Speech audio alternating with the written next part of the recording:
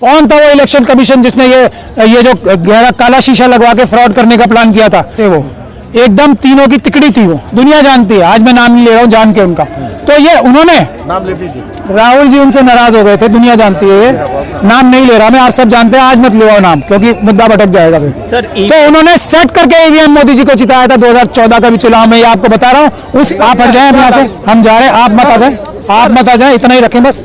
हम बाहर ही जा रहे हैं। सर क्या लगता है 2024 लिमिट सर क्या लगता है 2024 नहीं है।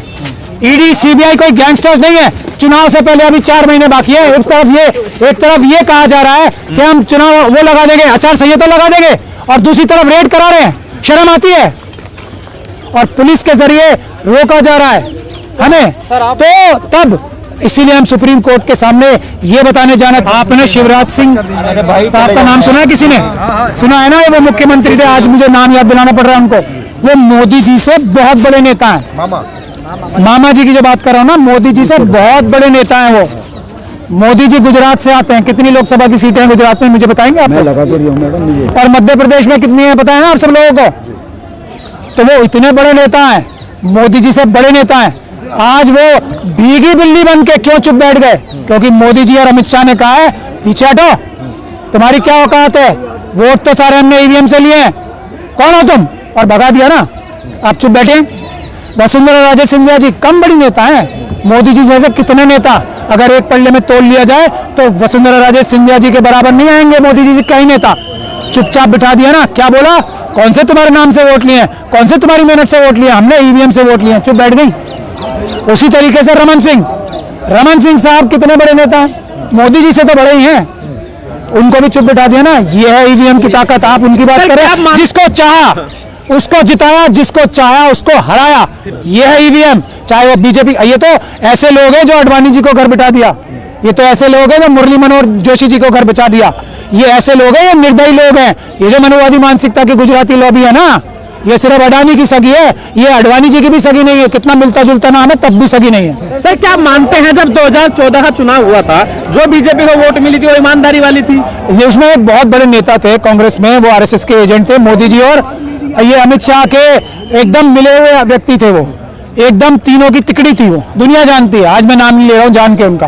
तो ये उन्होंने नाम ले दीजिए। राहुल जी उनसे नाराज हो गए थे, दुनिया जानती है। ये नाम नहीं ले रहा मैं, आप सब जानते हैं। आज मत ले नाम, क्योंकि मुद्दा भटक जाएगा फिर। तो उन्होंने सेट करके ईवीएम मोदी जी को जिताया था 2014 का भी चुनाव में। ये आपको बता रहा हूँ। उसी व्यक्ति ने अमित शाह साहब की बेल कराई थी सुप्रीम कोर्ट से।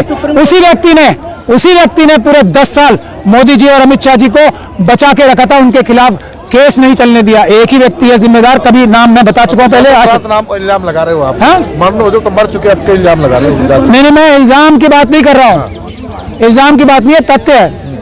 जब वो जिंदा थे तब मैं ज्यादा जोर से बोलता था, और वो मेरी बात तक कभी जवाब नहीं दे पाए। सारी दुनिया जानती है, क्योंकि मैं सच बोलता हूँ। अच्छा एक बात बताइए, जब उम्मीद है कि 2024 में जो लोकसभा का चुनाव है वो बैलेट पेपर से होगा? उम्मीद नहीं, यकीन है। चुनाव सिर्फ और सिर्फ बैलेट पेपर से होगा। जिसमें जितनी ताकतें लगा ले। ये अम्बेडकरवादी लड़ाई लड़ रहे हैं, ये संविधानवादी लड़ाई लड़ रहे हैं, ये और लोग नहीं है। एक बार लग गई तो क्या होगा? हाँ, कल आचार संहिता लग गई। आचार संहिता क्या संविधान से बड़ी है? इलेक्शन का डेट ये जब हम कह रहे हैं कि ये इलेक्शन कमीशन, अभी मैंने आपको एक एग्जांपल दिया है ना, कौन था वो इलेक्शन कमीशन जिसने ये जो गहरा काला शीशा लगवा के फ्रॉड करने का प्लान किया था? ऐसे क्रिमिनल्स को हम मानेंगे कुछ?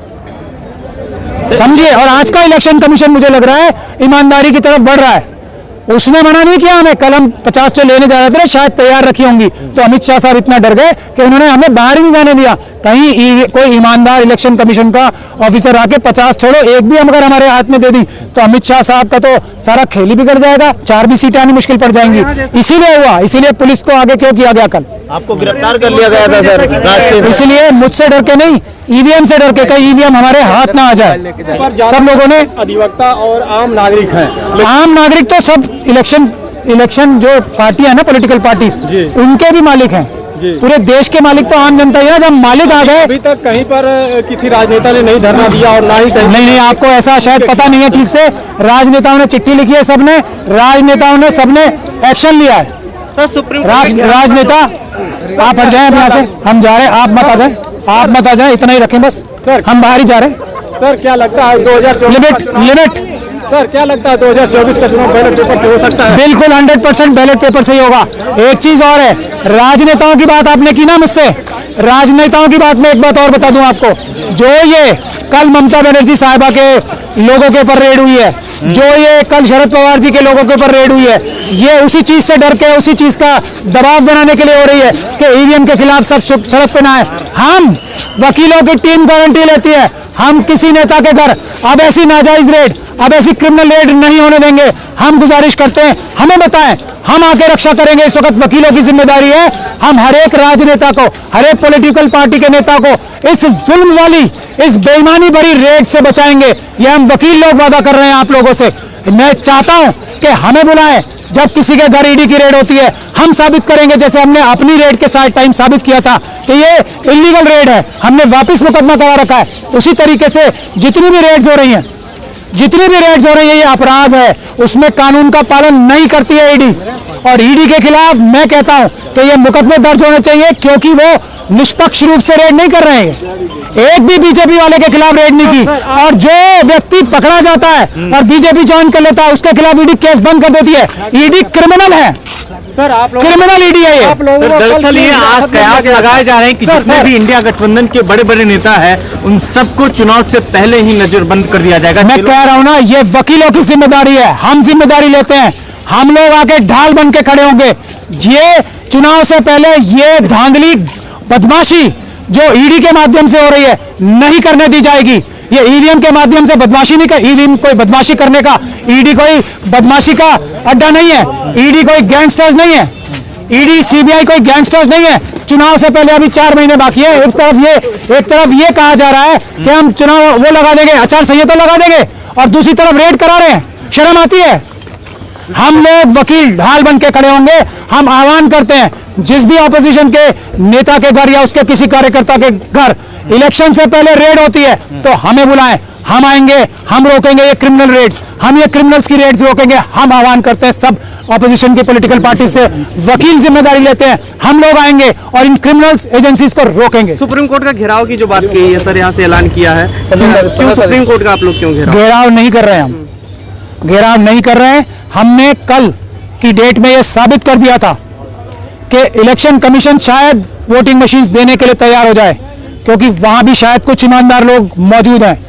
इसीलिए हमें इलेक्शन कमीशन तक जाने ही नहीं दिया, कहीं कोई भी हमें मशीन ना दे दे। और अगर मशीन हमारे हाथ में आ गई, किसी के हाथ में आज तक इलेक्शन कमीशन ने एक मशीन नहीं दी है। 19 लाख के करीब मशीनें चोरी करवा हो सकती हैं और उसकी कंप्लेंट नहीं हो सकती। एक मशीन हमें नहीं दे सकते, किसी पॉलिटिकल पार्टी को एक मशीन नहीं।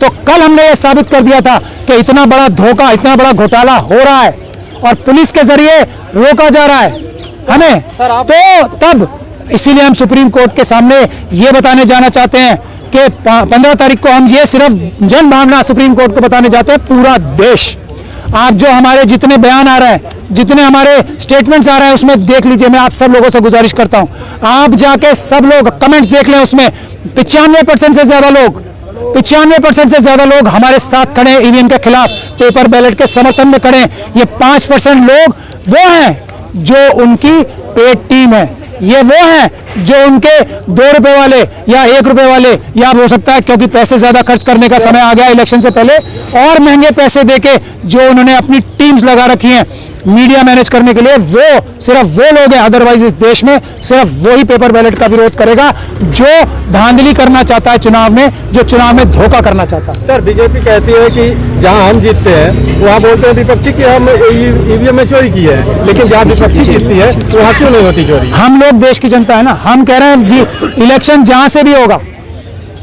वो मैनेज होगा। इलेक्शन ईवीएम के जरिए से, वीवीपैट के जरिए से, जहां से भी जो भी कराएगा, नहीं तो सर जो भी कराएगा, हर जगह चोरी हो सकती है। अगर वो हर 100% चोरी होगी ही। कोई बहुत फरिश्ता ही होगा जो इतना बड़ा लालच छोड़ देगा। अब सुनिए, आप, मैं आपको बताता हूं, हर एक पॉलिटिकल पार्टी में आरएसएस और बीजेपी के भी लोग हैं ना, एजेंट्स, बार बार छोड़ के भी जा रहे हैं बहुत सारे लोग। ये कोई, मैं ऐसी बात तो नहीं कर रहा जो लॉजिकल नहीं है। तो वो उन लोगों को जिताते हैं जिनको वो कभी ना कभी अपने पास ले सकते हैं। दिखाने के लिए और ईवीएम की विश्वसनीयता बढ़ाने के लिए जितवाते हैं। ये ईवीएम एक ऐसी चीज है, इसमें तो पूरे देश की 543 सीटें जीत सकते हैं। कहीं 100 वोटों से जीत जाएंगे, कहीं 50 से जीत जाएंगे, कभी 1 लाख से जीत जाएंगे। तब आप सवाल कर पाओ। एक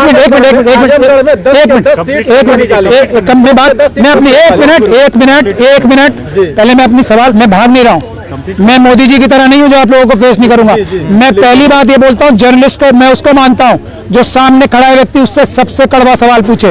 वो जर्नलिस्ट नहीं है जो लिहाज करके सवाल पूछता है। तो मेरी बात सुन लें आप, मैं ये कह रहा हूं कि कंट्रोल हाथ में है। किसी को जिताना है, किसी को हराना है, किसी को 1 वोट से जिताना है, किसी को 1 लाख वोट से जिताना है, या 5 लाख वोट से जिताना है। ये सब किसी एक आदमी के हाथ के कंट्रोल में आ जाता है। तो वो अब सरकारें किसकी बन रही हैं, सेंटर में किसकी सरकार बन रही है और किस तरीके से बन रही है, वो महत्वपूर्ण बात है। आपको ये समझना चाहिए, अभी 3 जो चीफ मिनिस्टर्स हैं उनको दूध में से मक्खी की तरह निकाल के फेंक दिया ना, इतने बड़े बड़े नेताओं को। क्यों? क्योंकि उनको बोला गया होगा मीटिंग्स में तुम्हारी कोई हैसियत नहीं है, ईवीएम से हमने